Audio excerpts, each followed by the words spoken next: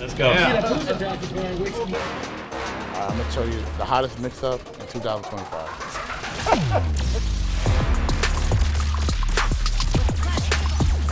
Oh, I think I'm gonna die.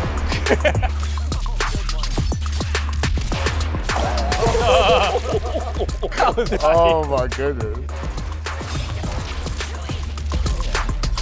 What happened? Hey, man. What happened, bro? I'm already dead. What's the point? I'm sorry I gotta do this to you, bro. You probably haven't seen that before. Yeah. No. Yeah.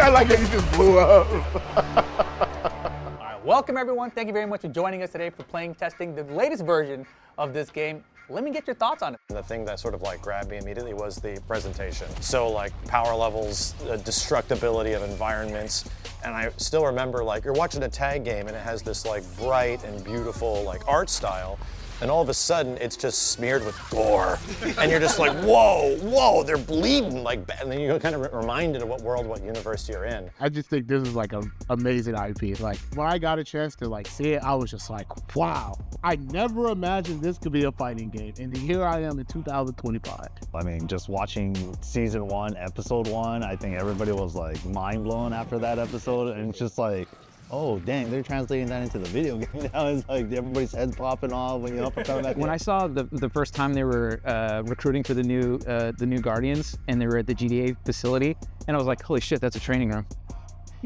Like, look at the art. It's like on a grid. I'm like, I bet that's a meter across. Like, I'm like, this must be a fighting game, goddammit. Read fast, dickhead! I think with superheroes, it's pretty important for us to kind of capture the big things, which are like the speed, the scale, the power, and all those amazing things that goes into those. We can go from arena shifts, like when you hit somebody so hard when they're on their knees in a crumbled state, you're shooting to the moon, and now you're fighting on the moon. And then the ultimates and the overkills in particular are one of the big things for us, where you finally kill that other superhero, and the only way to do it is to blow their fucking head off, right? Like, it's just In the same vein as like previous fighting games you guys have worked on, there was a theme of like dial it to 11. And yeah, I feel it. Like there's a tag fighters part of this where it's like, oh yeah, and we fight in this tag space. We usually just jump really high.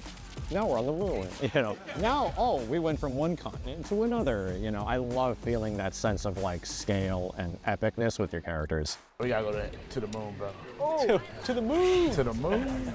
Yeah, I think we just started out basically with wanting to show destruction.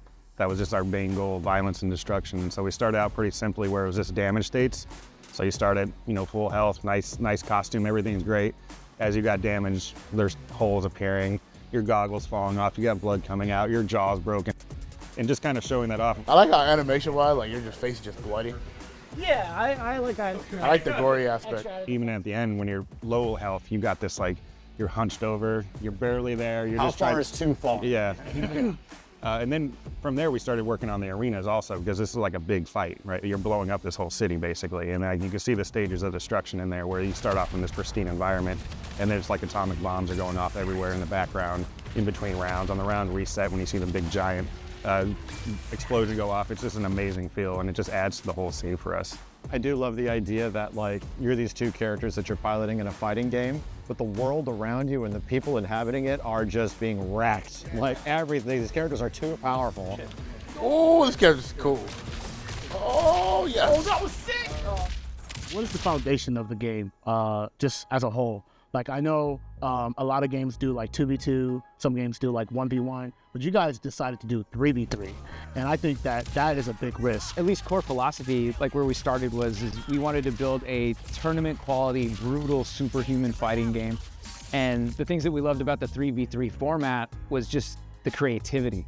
Like just the different options that you get and mixing and matching different kits together to form like your play style. And you know, even though some people can fight very, what is the word, like a degenerate, say like Rip, it's just all the different options that you have presented to you. I really appreciate that. I think because everybody's fun is different. So I really like that you guys are really being like, yo, we want these archetypes of fun. And I feel like that means everybody could have some fun, you know, rather than just being like a couple of funs, you know? So I really appreciate. It's a whole bag of money to find, right? There's also that established concept of team-based fighters. They're typically all about like, how high can I get this combo count? Like, you know, can I touch a death somebody? Like, can I do an infinite stuff? It's all about, you know, making that number go higher. Right. And we appreciate the lessons that we learned from KI, allowing two-way interactions even while you're on the defensive side of things too.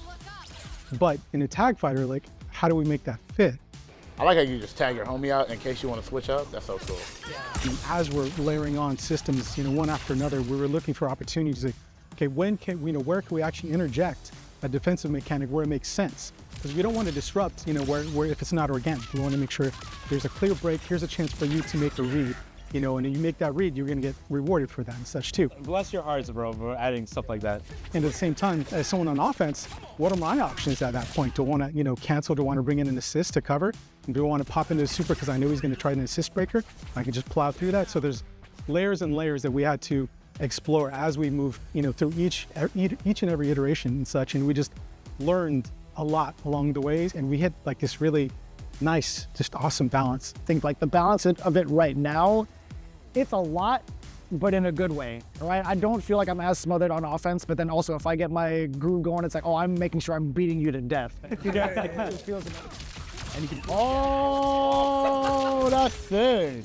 I want to give like a special, unique shout out to the fact that when you're low on meter, I like that you have to tag out to kind of get the meter back, because it's like, you know, if you're actually in a fight, you need if you're tired, you need to sit out, you know what I mean? Incentivized to use the tag. Yeah, and I feel like it gives you that sense of like, all right, I'm low meter, tag my homie out. So it makes you think twice about your... Especially with like free active tag all over the place, so it's like you can tag wherever now. Exactly. So There's still the concept of like, you know, hero character, like main point, like, you know, anchor, but you can't just always have your point character. I'm just gonna roast the entire team with just this. No, you're gonna have to rotate at some point. Yeah, and I want to just give a special shout out to that. I think that is very, very cool, very unique for a team fighter.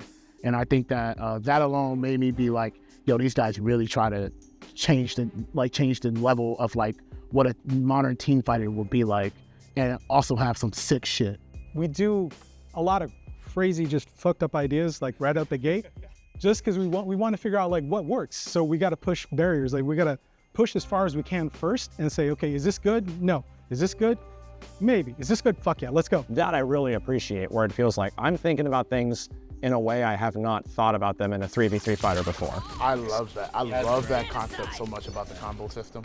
No, it's super cool. I got asked the question, like rollback netcode, online quality. Obviously, these things were pretty big for, you know, like 10 years ago when you guys were working on the previous fighting game. But nowadays, how much of a priority is that? Or are we asking a bit too early? Not even asking early, it's a massive priority. So we might have revealed it before, but just to reiterate, we're a completely remote team. So online play is paramount in our success and playing with each other, Also, you guys have been and then playing everybody else. with each other. With each other, okay. yeah. So Brandon Misak was our lead online engineer when we did KI, and he's our lead network engineer again. And so we're building rollback netcode, and that's how we play against each other basically every day.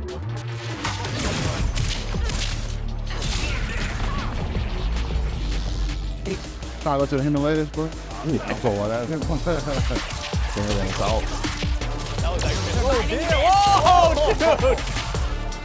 Uh-oh. That was crazy. I haven't seen that before.